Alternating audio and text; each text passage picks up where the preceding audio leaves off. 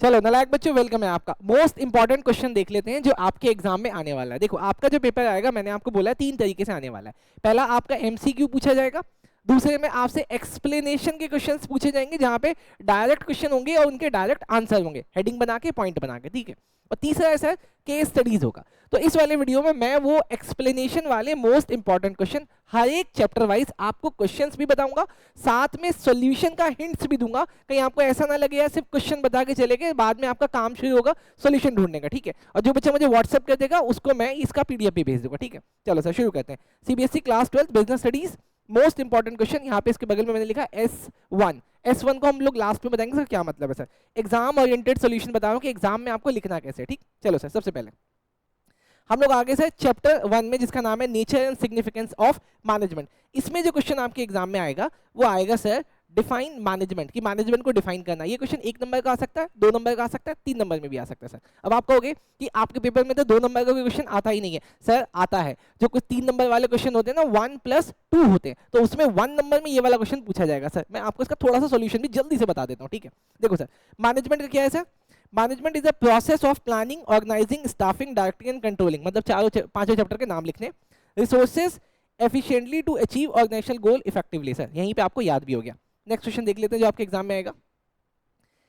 Explain the characteristic of management. आपको सारे characteristic याद है, लेकिन अगर 3 नंबर का क्वेश्चन आएगा तो 3 ही कैरेक्टरिस्टिक लिखने। लेकिन मैंने आपको एग्जाम पैटर्न भी बताया हुआ है कि अगर कोई ऐसा क्वेश्चन आपके एग्जाम में आता है तो आपने जितने भी कैरेक्टरिस्टिक याद किए हुए वो सारे लिखने हैं नंबर डाल के, ठीक है। और उसके बाद नीचे एक्सप्लेन करना है 3 of above has been explained below. Sir मैं वो 3 बता देता हूँ फिलहाल। Goal oriented process, multi dimensional और कंटिन्यूअस प्रोसेस। लेकिन फिर से मैं बता रहा हूं, यहाँ पे मैंने हिंट्स लिखा हुआ है सर, जैसे aim at achieving organisational objective, involve management of work people and operation, और कंटिन्यूअस प्रोसेस में है it is ongoing function in an organisation. इस वीडियो को आंख बंद करके भी सुनोगे तो चीजें आपके जहन में बैठ जाएंगी, इसलिए बहुत ध्यान से सुनते रहना, स्किप नहीं करना। अच्छा, जो इस चैप्टर से आपका थर्ड क्वेश्चन आ सकता है वो आ सकता है मैनेजमेंट साइंस है, आर्ट है और प्रोफेशन है, आप इनको डिस्कस करो। इन सब के अंदर किसी में 4, किसी में 5 और किसी में 3 क्या नाम है पॉइंट्स है। तो मैंने क्या किया है, तीनों को छोटे छोटे में एक्सप्लेन करने की कोशिश की है ताकि आपके दिमाग में चीज़ें आ जाएं। सबसे पहले मैनेजमेंट एज साइंस, क्यों सर, ये बेस्ड है सिस्टमैटिक नॉलेज पे, प्रिंसिपल्स पे और कॉज एंड इफेक्ट के रिलेशनशिप पे, साइंस के लिए बोल रहा हूँ। अच्छा, management as an art sir, क्यों सर, ये क्रिएटिविटी चाहता है, प्रैक्टिस चाहता है और आपके पर्सनल स्किल्स पे भी ये बहुत डिपेंड करता है। सर मैनेजमेंट प्रोफेशन है, क्यों, क्योंकि ये एथिकल कोड्स को फॉलो करता है, इसके लिए आपको एक क्वालिफिकेशन चाहिए होती है और ये सोसाइटी में सर्विस के मोटिव से बनते हैं लोग, ठीक। सर 3 क्वेश्चन हो गए चैप्टर 1 से। अगला क्वेश्चन 4 जो आपके एग्जाम में आ सकता है, explain the objective of management, और ये 5 नंबर में आ सकता है क्वेश्चन। लेकिन सर मैंने आपके लिए यहाँ पे सिर्फ 3 लिखी है, बाकी आपको मैं चाहता हूँ कि आप भी थोड़ा सा याद करो। ऑर्गेनाइजेशनल ऑब्जेक्टिव क्या होता है सर, प्रॉफिट मैक्सिमाइजेशन, ग्रोथ और एफिशिएंसी। लेकिन सर सोशल ऑब्जेक्टिव क्या होते हैं sir, CSR, corporate social responsibility, environmental responsibility और फेयर वेजेस, ये आपकी सोसाइटी की तरफ ऑब्जेक्टिव है बेटा। पर्सनल ऑब्जेक्टिव क्या है सर, एम्प्लॉय आपका सेटिस्फाइड रहे, मोटिवेटेड रहे और उसके करियर का ग्रोथ हो। तो सर चैप्टर नंबर 1 से ये 4 क्वेश्चंस आ सकते हैं। मैंने आपको सिर्फ क्वेश्चंस नहीं बताया, मैंने आपको उसका सॉल्यूशन का हिंट्स भी दिया है। बाकी इससे पहले वाले वीडियो में मैंने आपको ये भी बताया है कि 3 नंबर के क्वेश्चन के लिए एटलीस्ट 50 वर्ड्स और मैक्सिमम 75 वर्ड्स होने चाहिए। 10 words is equal to 1 line. तो इसका मतलब अगर आपके एग्जाम में 3 नंबर का क्वेश्चन आएगा तो एटलीस्ट आपको 5 लाइनें लिखनी ही पड़ेंगी। चलो सर आगे चलते हैं। चैप्टर 2 से कौन से क्वेश्चंस आ सकते हैं सर, वैसे तो देखो ये क्वेश्चन आने के रेयर चांसेस होते हैं, बट फिर भी मुझे ऐसा लगता है कि इस बार ये क्वेश्चन आपके एग्जाम में आएगा जहां पे पूछा जाएगा एनी 2, 3 या 4 प्रिंसिपल्स एक्सप्लेन करो फेयोल के और एग्जाम्पल्स के साथ। मुझे ऐसा लग रहा है कि इस बार ये आएगा क्योंकि बहुत टाइम से नहीं आया ये क्वेश्चन। तो सर आपको क्या करना है, डिवीजन ऑफ वर्क क्या होता है, specialisation increase efficiency. Division of work का यहाँ पे मतलब है कि अगर आप अपने काम को बांट देते हो तो काम के बंटने से एक आदमी एक ही काम को बार बार करता है तो उससे उस काम में एक्सपर्टीज ले लेता है और एक्सपर्टीज आने से उसमें एफिशिएंसी बढ़ जाती है, प्रोडक्टिविटी बढ़ जाती है। Authority and responsibility, managers must have authority to give order. अगर आपके मैनेजर के पास अथॉरिटी नहीं रहेगी तो वो अपने नीचे वाले सबॉर्डिनेट्स को कैसे कंट्रोल करेगा। डिसिप्लिन, अब ये डिसिप्लिन में क्या लिखना होता है, rules and agreement must be respected, आपके जो रूल्स बने हुए हैं, कंपनी के जो बायलॉज बने हुए हैं, उसको सबको फॉलो करना है, मैनेजर से लेके एम्प्लॉय तक को। यूनिटी ऑफ कमांड, मतलब कमांड एक ही आदमी से जाना चाहिए, क्योंकि एक से ज्यादा आदमियों से एक ही सबॉर्डिनेट के ऊपर कमांड्स जाएंगे तो वो कंफ्यूज होगा। यूनिटी ऑफ डायरेक्शन, चाहे कंपनी का मैनेजर हो, एम्प्लॉय हो, बहुत छोटा वर्कर, उन सबका ऑब्जेक्टिव एक ही होना चाहिए, सिंगल ऑब्जेक्टिव, तभी तो कंपनी अपने ऑब्जेक्टिव्स को पूरा कर पाएगी। ठीक है सर, चलो, और भी इसके अलावा 9 और हैं, आप उनको भी एक्सप्लेन करेंगे सर। चलो, what are the techniques of scientific management, इसके अंदर भी बहुत सारी चीजें हैं ना, लेकिन 3 नंबर में आएगा तो आपको 3 हेडिंग्स लिखनी पड़ेगी। पहला, फंक्शनल फोरमैनशिप, क्या मतलब होता है, इसका मतलब है 8 फोरमैन फॉर स्पेशलाइजेशन। मैंने ना हिंट्स बनाने की कोशिश की, वैसे आपको फोरमैन का मतलब पता है, ये मेन आदमी होता है जो मैनेजर और काम करने वाले वर्कर के बीच में लिंक क्रिएट करता है। ठीक है, मतलब ऐसे समझो वो आदमी जो डायरेक्टली ऑपरेशंस को देख रहा है, कंट्रोल कर रहा है। अच्छा, स्टैंडर्डाइजेशन एंड सिंप्लीफिकेशन, इससे क्या होगा सर, रिड्यूस होगी अननेसेसरी प्रोडक्ट की वैरायटी जिसका कोई लॉजिक ही नहीं है, बट क्योंकि मैंने डाला हुआ था अब मैं उसको कम कर रहा हूँ। Differential wage piece wage system, आपको भी पता है कि साइंटिफिक मैनेजमेंट की एक बहुत इंपॉर्टेंट थ्योरी ये कहती है कि आपको अगर अपने एम्प्लॉय का मैक्सिमम यूटिलाइजेशन लेना है तो आप उनको पीस वेज के अकॉर्डिंग पे करना चालू करो। उससे क्या होगा कि उससे वो ज़्यादा प्रोडक्टिविटी से काम करने की कोशिश करेगा। लेकिन आगे चल के हमने देखा था कि जो दूसरे थे, चलो नहीं बताता फिर परेशान हो गया।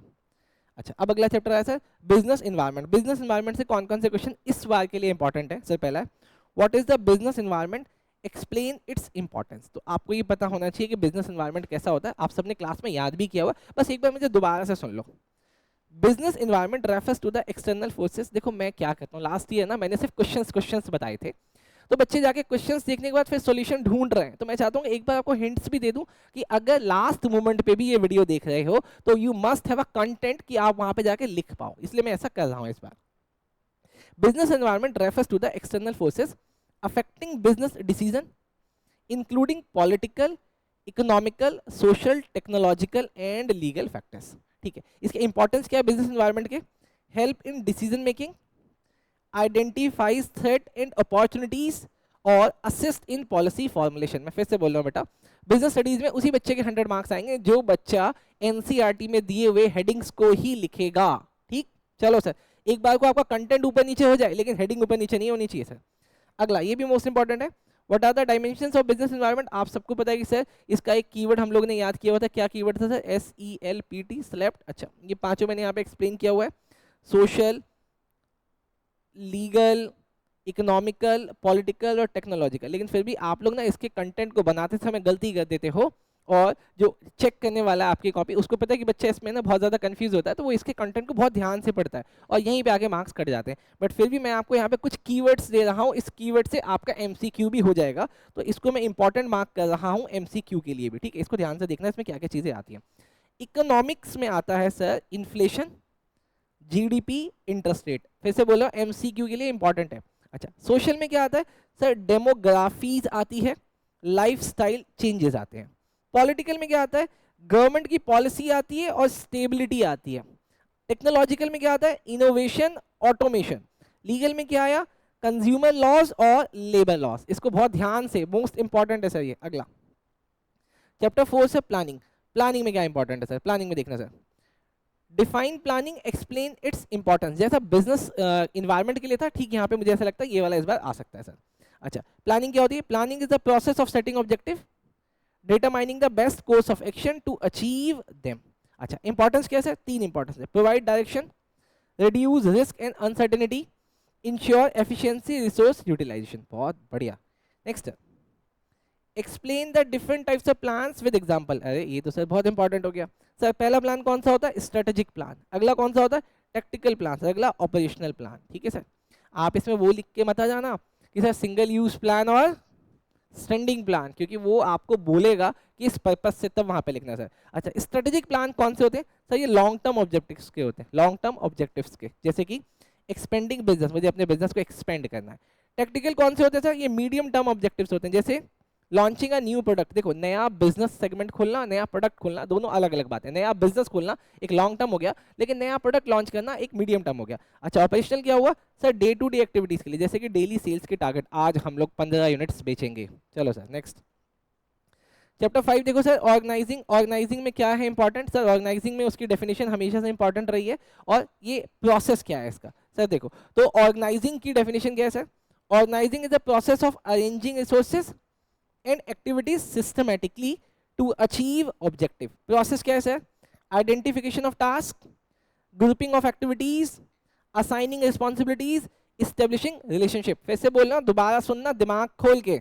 आप मुझे नहीं देख रहे कोई चलेगा सर, लेकिन आपको सुनना जरूरी है, ठीक है? आपका सबकॉन्शियस माइंड इन सब चीजों को रिकॉर्ड कर रहा है, एग्जाम में क्वेश्चन आएगा तो आपको मेरी बोली हुई बातें रिकॉल हो जाएंगी सर। बस सुनना है बहुत ध्यान से, वीडियो को छोड़ना नहीं बीच में। Differentiate between delegation and decentralisation, most important है इस बार के लिए सर। देखो, डेलीगेशन और डिसेंट्रलाइजेशन को जब भी आप एक्सप्लेन करो तो उनको इस बेसिक्स के साथ एक्सप्लेन करना सर। स्कोप क्या है sir? Delegation limited to an individual तक ही होता है, लेकिन डिसेंट्रलाइजेशन एक्सटेंड करता है एंटायर ऑर्गेनाइजेशन के लिए। मैंने आपको वहां पे पढ़ाते समय एक्सप्लेन किया हुआ है। डेलीगेशन एक सीनियर अपने सबॉर्डिनेट को करता है, लेकिन डिसेंट्रलाइजेशन में सब आदमियों के पास पावर होती है डिसीजन लेने की। अच्छा, इसकी अथॉरिटी क्या होती है सर? ये पार्शियली ट्रांसफर होता है, पूरा कभी भी ट्रांसफर नहीं हो सकता, क्योंकि अकाउंटेबिलिटी आपके पास ही रहती है। लेकिन सर इसका फुल ट्रांसफर होता है, मतलब अगर डिसेंट्रलाइजेशन है तो अब सब कुछ तुम्हारे पास है, तुम्हें डिसीजन लेना है। सर फ्रीडम कैसी होती है? लेस ऑटोनॉमी होती है। ऑटोनॉमी का मतलब फ्रीडम ही होता है सर, यहाँ पे कम होता है, यहाँ पे ज्यादा ऑटोनॉमी होती है। चलो सर अगला देखते हैं सर चैप्टर। स्टाफिंग से क्या क्या इंपॉर्टेंट है सर? सर स्टाफिंग से इंपॉर्टेंट है डिफाइन स्टाफिंग। मैंने आपको बोला इस बार सारी डेफिनेशन इंपॉर्टेंट है। एक्सप्लेन इट्स सिग्निफिकेंस, ठीक है सर। चलो देखते हैं। Staffing is the process of recruiting, selecting, training and developing employees, ठीक है सर। इसका सिग्निफिकेंस क्या है? Ensure competent workforce. अगर आप अपने यहाँ पे स्टाफिंग मतलब एचआरएम को लगा के रखोगे तो वो ऐसे ऐसे स्टाफ चुन के लाएगा जो कॉम्पिटेंट हो। इंप्रूव्स एफिशिएंसी एंड प्रोडक्टिविटी, और उसकी प्रोडक्टिविटी के ऊपर काम की जाएगी। प्रमोट करियर ग्रोथ, यहाँ पे करियर ग्रोथ आपके उस पर्सनल्स का होता है, ठीक है। चलो सर अगला, differentiate between internal and external source of recruitment. ये बहुत लंबी लिस्ट है, लेकिन आपको पता है कि इंटरनली जो हम रिक्रूटमेंट करते हैं, इंटरनली जो रिक्रूटमेंट करते हैं वो दो ही तरीके से होते हैं, पहला ट्रांसफर और दूसरा प्रमोशन। लेकिन सर जो एक्सटर्नल सोर्स है उसकी बहुत लंबी लिस्ट है, उसमें आप कुछ चीजें अपने तरफ से भी लिख सकते हो, लेकिन यहाँ पे उन्होंने डिफरेंशिएट मांगा है। मैं बहुत ब्रीफ में एक्सप्लेन कर रहा हूँ, आपको अगर पता है तो आप इसको और ज्यादा एक्सप्लेन कर सकते हो, जैसे कि मैं यहाँ पे बेसिक्स के साथ कर रहा हूँ। पहला सोर्स क्या है? विद इन ऑर्गेनाइजेशन में मिल जाता है इंटरनली, लेकिन सर एक्सटर्नल आपको आउटसाइड द ऑर्गेनाइजेशन जाना पड़ता है। अच्छा, सबसे कम कॉस्ट किसकी होती है भाई? इंटरनली इस आदमी को उठा के दूसरी जगह डाल दिया तो कॉस्ट इसकी कम हो गई, लेकिन एक्सटर्नली मुझे पूरा प्रोसेस फॉलो करना पड़ता है, पहले सिलेक्शन होना, फिर इसका इंटरव्यू होना, फिर इसका बैकग्राउंड चेक होना, मेडिकल होना, बहुत सारी चीजें होती है। तो सर इसका मतलब ये हाई हो जाता है। सर टाइम किस में लगता है? सर ये तो बहुत जल्दी हो जाएगा ना भाई, राम को उठा के हमने दूसरी सीट पर बिठा दिया, लेकिन सर ये टाइम कंज्यूमिंग है, पहले तो पता लगाना पड़ेगा ना राम आदमी सही है या नहीं है, ठीक है। चलो सर गलती से नाम ले लिया मैंने, राम जी बहुत सही आदमी है। अच्छा अब देखो sir directing. Sir directing chapter में देखते हैं सर क्या इंपॉर्टेंट है। फिर से बोलो, इस बार सभी की डेफिनेशन इंपॉर्टेंट है, रट के जाना रट के जाना रट के जाना रट के जाना, बाद में बोलना नहीं कि सर आपने बताया नहीं था। What is directing? Sir explain its importance. Directing की डेफिनेशन देखो sir, directing is instructing, guiding and motivating employees to achieve business objectives. Importance क्या है? Ensure coordinated effort, boost morale and motivation, enhance efficiency. चलो sir इसको explain भी करना पड़ेगा sir. उसके बाद अगला आ जाते हैं sir, explain Maslow's hierarchy of need theory. Sir ये आपने पढ़ा होगा, कौन से चैप्टर में? अरे बोलो कौन से चैप्टर में? डायरेक्टिंग के चैप्टर में आपने पढ़ा होगा। मोस्ट इंपॉर्टेंट है सर। सबसे पहला है इसमें कि मास्लो ने अपने हायरार्की नीड थ्योरी में सबसे पहले बताया साइकोलॉजिकल नीड। अरे अगर आप भी पहली बार पैदा हुए हो, सर हम तो पहली बार ही पैदा हुए थे, सभी पहली बार पैदा होते हैं, लेकिन अगर साइकोलॉजिकल नीड देखी जाए तो साइकोलॉजिकल नीड किस चीज की होती है? सर फूड की होती है और रहने की होती है, मतलब रोटी कपड़ा मकान की होगी सर। अच्छा, सेफ्टी नीड होती है, उसके बाद सर क्या है? हमारी जॉब की सिक्योरिटी बनी रहे, कोई हमें काम से ना निकाले। तीसरा सर सोशल नीड होती है, उसके बाद सर बिलोंगिंगनेस की, कोई हमें अपना तो बोले बाबू तुम मेरे हो, ठीक। अगला एस्टीम नीड, इसके बाद मुझे चाहिए रिकॉग्निशन भैया, इसके बाद हमें चाहिए फुल इज्जत, कोई हमें बोले बाबू साहब इधर आइए। अच्छा उसके बाद होता है सेल्फ एक्चुअलाइजेशन, जब हमें ये समझ में आ जाता है अब तो हम बहुत बड़े बन चुके हैं।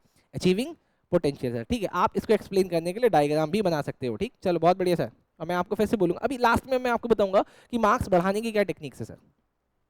चलो सर उसके बाद आया चैप्टर 8 जिसका नाम है कंट्रोलिंग। इसके लिए एक क्वेश्चन मैंने इंपॉर्टेंट रखा है कि कंट्रोलिंग को डिफाइन कर दो, इसकी इंपॉर्टेंस बता दो सर। जैसे कि सबसे पहले क्या है कंट्रोलिंग में? Controlling the process of monitoring performance and taking corrective actions, ensuring organisational goals are met, improve efficiency, detect error and deviation. Done sir. चलो सर हो गया खत्म सर, पहली बुक आपकी खत्म होगी। नेक्स्ट बुक में आया चैप्टर नंबर 9, इसमें भी मैंने एक इंपॉर्टेंट क्वेश्चन रखा हुआ है, define financial management and explain its importance. अब सबसे पहले देखो फाइनेंशियल मैनेजमेंट है क्या। Financial management involves planning, organising and controlling financial resource. अब समझ में आया, वो जो पॉस्ट डीसी है उसको कहाँ पे लगाना है सर, उसको फाइनेंशियल रिसोर्सेज पे लगाना है। ठीक है सर, अगला इसकी इंपॉर्टेंस क्या, ensure availability of fund, control financial risk, maximise profitability. चलो सर चैप्टर 9 खत्म, चैप्टर 10 देखते हैं सर।